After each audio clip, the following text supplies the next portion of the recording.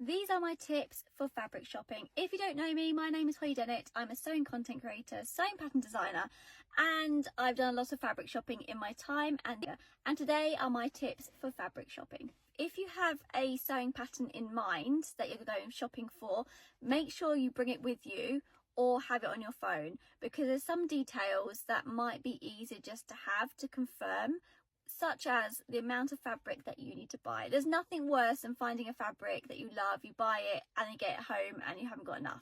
So double check how much fabric you need. If I have a project in mind that I want, I always buy a tiny little bit extra. That's a toxic trait of my mind because I'm just too scared of running out. But if you have the sewing pattern with you, it will say inside how much fabric you need to buy. Or if you find some fabric that you really love, I tend to buy around 3 meters and it will always be able to make a top, trousers or a dress. Next up is to know what fabric composition you want. If you have a sewing pattern in mind, it normally has the type of fabric that you need to buy, such as if it's a woven, a knit, a cotton, viscose, a poly with some drape, some denim. I could go on and on, but it's really important to buy the right type of fabric.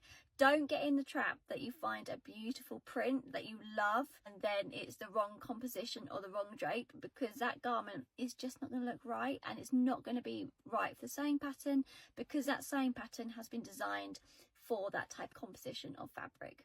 If you only tend to buy clothes that are more natural fibre, that has more breathable elements, don't buy a polyester fabric because you're not going to like it when you wear it.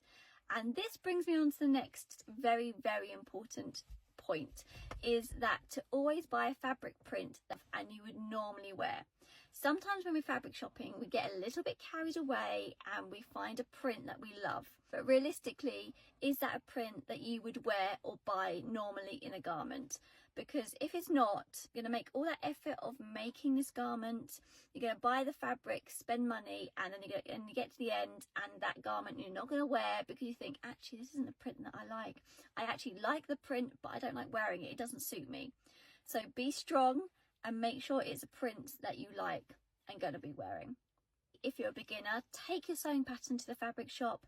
If you're stuck, the staff there know fabric, they know what to buy, they understand it. So if you have any questions, take the sewing pattern with you or know the name of the sewing pattern. You can get it up online on your phone and the staff in the shop will help you and guide you to the right fabric if you're not sure.